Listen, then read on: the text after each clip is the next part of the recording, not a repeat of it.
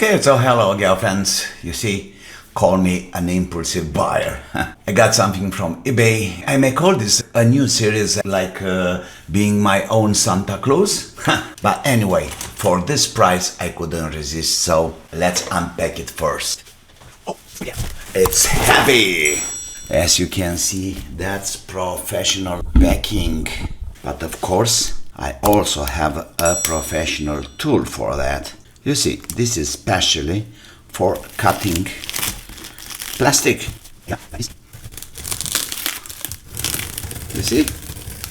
Very nice, very easy. Okay, so what we got here? Cables. And more cables. Amazing. Signal cables.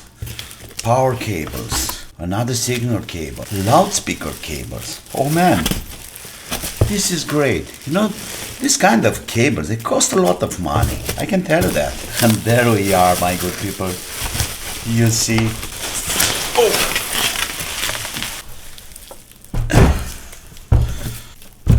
Let's use the professional plastic cutter. And here we are, people. That's another. Why I'm saying another? Because I had one of these before. Behringer PMP 3000 amplified mixer, or power mixer. In fact, one of these guys is missing. I really don't care. Kind of with a little touch we can bring back the positioning. Looking good. Of course, some wear. You see the handle here, you can see the scratches. I don't care. What's the story with this guy? I have a gig at the end of the month, so it's looking like I need a bigger mixer than mine with few more microphones. It's not something really professional, I may say. It's a corporate gig. So it's more for, let's call it karaoke, talking and all kind of, joking. Stuffs like this on the stage. So I found this on eBay. It cost me like 210 euros. Brought it home. I bought it from Austria, and it's an Austrian company selling second-hand goods and stuffs like that. What I can say, I had one of these before, playing with a band, and I was delighted. It's not the sound I'm talking about here, it's the way you can handle it. 10 kilo, and if you put it to bridge mode, you have a very clear 800 watts on 4 ohms. So, a lot of power. Of course, it's not 600 and 600, of course not. By my measurements on the last one I had, the power was around 200 watts per channel in 8 ohms, and around 450 watts in 4 ohms.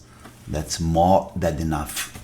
Of course, I have another power amplifier which will help with some subwoofer cabinets. The point is that for this money, I'm pretty sure this one will stay forever with me. The other one, I sold it. The band dissolves. So it was no reason to have that anymore with me. But this one will stay because it's very easy to use. It's light and it's old school Behringer amplifier, I may call it. Really, really strong and powerful amplifier. At least for my needs. Equalizer, this is a really great touch because then you can adjust the sound of the cabinets by your needs. What else? A pretty decent vocal effect. Obviously, for 200 euros, it's a great piece of equipment. Now, with all this down, let me see if we have any life. Of course, it was advertised like being functional. Evidently, I have no loudspeakers here. But anyway, soon, I mean these days, I will open it up and clean it nice. Everything, including all these plastic thingies, and it's very easy to open it up. Okay, switch. Oh, right there, of course. Plug in. Oh, it was already on. One of these segments is not working. Something, I don't care. I'm not really using the onboard effect anyway. FX in, I don't know what's happening with this one. PFL. Phones, main output 2.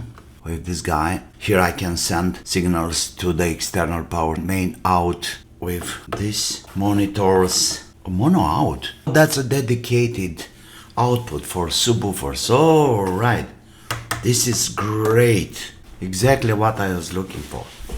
Been like 5 years or something. I really don't recall every possibility of this little mixer. 3, 2, 1, and probably that's small hole program push. Number 1, we got like this. 1, 2, number 3. Okay, we'll see about that. And here I have a cable. I can use a microphone to check the channels. For now, left, right, and the sound card, the studio sound card. Okay, there you go. Obviously, we don't need any phantom. Okay, I don't need any surround. Hey, testing. Yeah, we have an LED here about the gain, and that's a low cut. Perfect. Do we have any signal? Oh yes. So yeah. Kind of now it's perfect. You see the balance and everything, it's fine. So it's just a matter of I can give it more and work. Oh no, that's too much already. This needs to be fixed. But okay, it's pretty clean. Once again, and this guy is coming up. Of course it's coming. And then we have 2 stereo, maybe like this.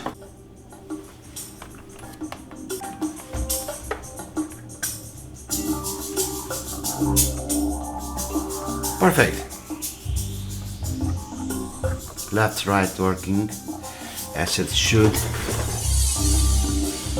I can test now the FX.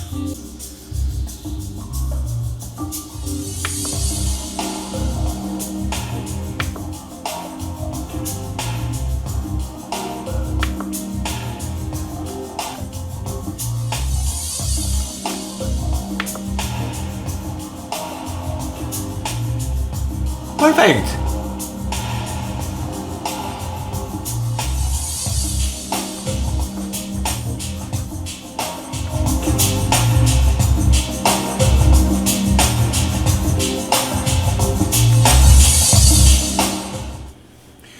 So far so good.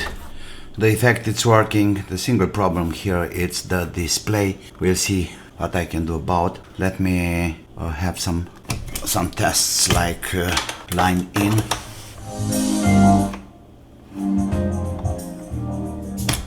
Somehow, but it's fine. It's absolutely okay. Oh, something else. Let's go quickly. Fine. Yeah. So I have to be careful with the gains. Oh, this is way too much. So we even have a limiter here. Not only up here, but also when the red it's up, then you can see that it's too much signal. Beautiful. Okay. Nice. What I was trying to say, let me see if the equalizer is working.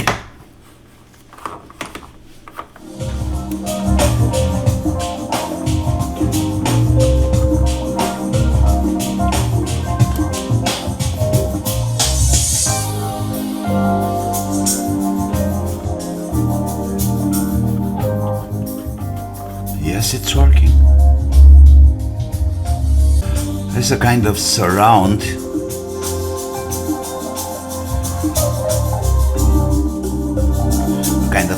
Giving some extra stereo image, which I never used. So the equalizer is fine.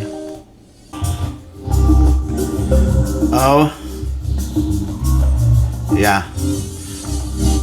It's looking like we have a problem with this guy. Yeah. Okay. I'm really curious about the mono output. What we got here on mono output? Do we have a filter some sort, like subwoofer filter? No. No, it's exactly the same signal like the regular output, but in mono. Okay, main 2. I have a dedicated main output. That's for CD tape in. So I think I'm gonna use this for you know, the mono output to my subwoofers with a filter I made myself, cutting the frequencies. So far so good. Of course I got no clue about the power amplifier, if it's working or not, but I'm gonna do a test about it after taking this thingy out, clean everything and put it back together. For now I'm really pleased about. Now I'm gonna start having all this ready to be cleaned, getting the face of the mixer out, having some spray to all the other guys. This is part 1. Of course I'll be back with some others. Now I'm gonna have some more tests to see if all the potentiometers are okay, because once I opening this I have to be sure that I don't need any replacement parts, and I have some spare potentiometers by the way, so I can fix them. You see guys, these are really professional cables. Only these cables worth at least 20 euros a piece. It's like 10 meters long, and that gives a lot of value for the purchase. That's it all today. I hope it's interesting and useful. Don't forget to subscribe to my channel, push the like button. Thanks to my sponsors, Vlad from Ampia Records and Rado from Belgium, Jack from States, and I don't know, stay tuned for the next part. See you, bye bye.